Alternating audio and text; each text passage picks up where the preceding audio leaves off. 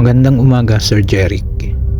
Ako si Nestor, tubong Sariaya, Quezon. Nagpadala ako ng kwento para maibahagi ang karanasan ko sa mga tagapakinig sa channel mo. Sir Jeric, ibabahagi ko sa inyo ang naranasan kong katatakutan noong 23 anyos pa lang ako. Sa aming magkakapatid, ako ang panganay. At dahil na rin sa may edad na si ama, ay ako na ang humalili sa kanya sa pangingisda. Malapit kasi kami, Sir Jeric, sa dagat, kaya pangingisda ang aming ikinabubuhay. Minsan sumasama pa rin si ama sa paglaot. Pero isang araw, nagsabi si ama na hindi siya sasama sa paglaot ko. Masakit daw ang paa niya. Inatake na naman daw siya ng rayuma niya. Kaya naisip ko na madaling araw ako lalaot. Kadalasan kasi pagkasama ko si ama, pag may liwanag na, saka pa lang kami papalaot. O kaya'y hapon. May sarili kaming bangka. Maliit nga lang. Wala ding motor. Mano-manong sagwan lang. Sir Jeric, nang sumapit ang madaling araw, mga alas 4:30 yun ng madaling araw, nagkakape na ako, kasabay ko si ina. Matapos kong magkape, nagpaalam na ako kay ina. May ilang minuto rin kasi ang lalakarin bago marating ang tabing dagat. Na naglalakad ako, bukas ang lente ko para makita ko ang nilalakaran ko. Sa paglalakad ko, may natanaw akong tao na ilawang ko ito. Nauna ito sa akin. Tansya ko mga 10 metro o mahigit pa ang pagitan namin. Pinagmasdan ko, Sir Jeric, yung taong nauna sa akin. Sa pag-uusisa ko, isa palang matandang babae ang naglalakad na sa tingin ko ay talagang may edad na. Naisip ko, bakit naman ang aga nitong matanda? Kadilim-dilim ay wala man lang dalang ilaw at wala ding kasama.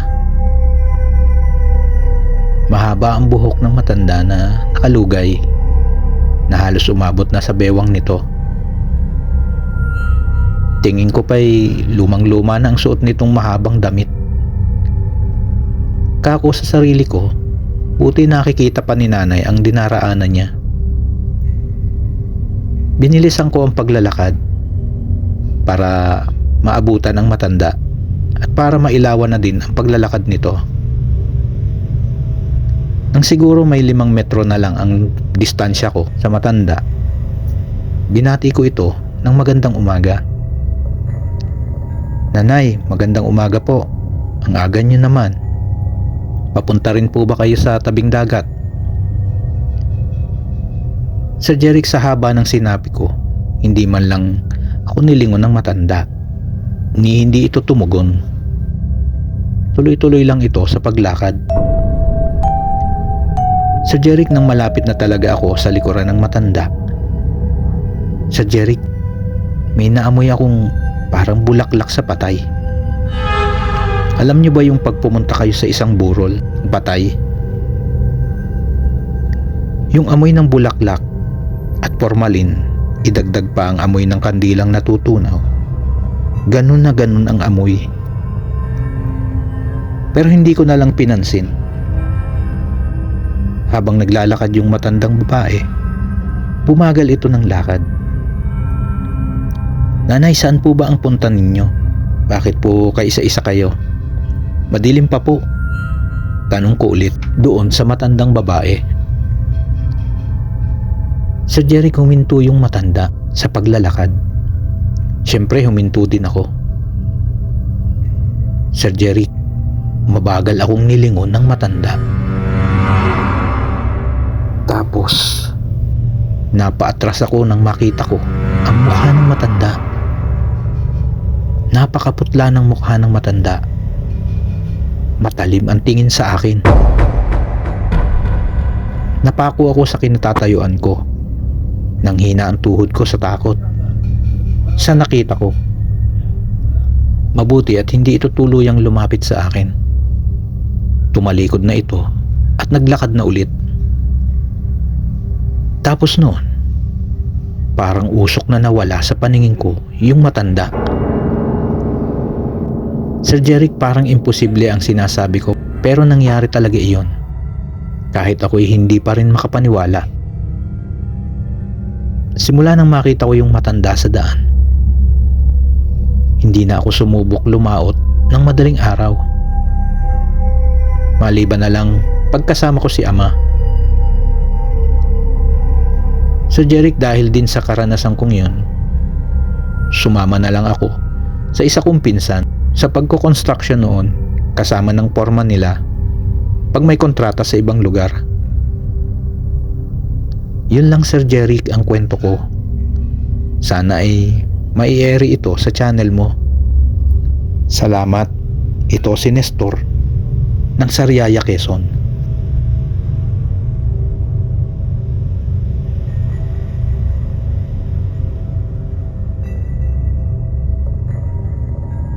Hello, Sir Jeric. Ako si Henry, 47 years old. Magbabahagi ng isang maiksing kwento. Pero matagal na ang kwentong ito. High school pa ako nung mangyari ang karanasan kong ito. Sir Jeric, second year na ako noon at nag-aaral sa isang private school. Hindi ko nababanggitin ang pangalan ng school. Pero dito yon sa Laguna. Sa school na yon, may pang day high at night high.